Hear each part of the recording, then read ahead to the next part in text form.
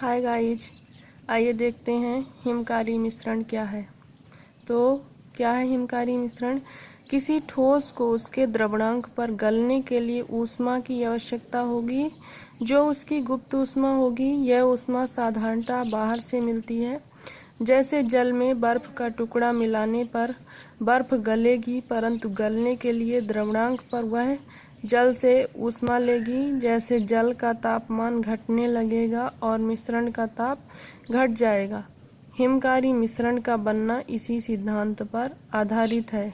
Example देख लेते हैं। जैसे घर पर आइसक्रीम जमाने के लिए नमक का 1 भाग एवं बर्फ का 3 भाग मिलाया जाता है। इससे मिश्रण का ताप 22 डिग्री सेल्सियस प्राप्त होता है। कितना प्राप्त होता है?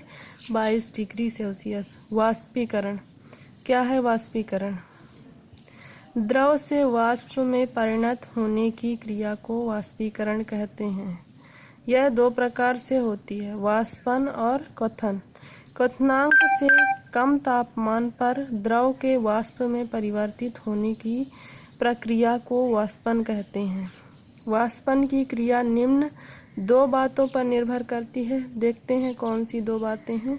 क्वथनांक का कम होना और द्रव का ताप। तो क्वथनांक का कम होना, क्वथनांक जितना कम होगा वाष्पन की क्रिया उतनी अधिक तेज होगी। ध्यान रखिएगा, क्वथनांक जितना कम होगा वाष्पन की क्रिया उतनी अधिक तेज होगी। द्रव का ताप, द्रव का ताप अधिक होने से वाष्पन अधिक होगा। द्रव के खुले पृष्ठ का क्षेत्रफल देखते हैं क्या है। क्षेत्रफल अधिक होने पर वाष्पन तेजी से होगा। द्रव के पृष्ठ पर वायु बदलने पर वाष्पन तेज होगा। द्रव के पृष्ठ पर वायु का दाब जितना ही कम होगा वाष्पन उतनी ही तेज होगा। द्रव के पृष्ठ पर वाष्प दाब जितना बढ़ता जाएगा वाष्पन की दर उतनी घटती जाएगी।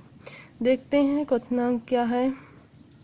दाब के किसी दिए हुए नियत मान के लिए वह नियत ताप जिस पर कोई द्रव उबलकर द्रव अवस्था से वाष्प की अवस्था में परिणत हो जाए, वह नियत ताप द्रव का क्वथनांक कहलाता है। दाब बढ़ाने से द्रव का क्वथनांक बढ़ जाता है और दाब घटाने से द्रव का क्वथनांक घट जाता है। Thank you so much.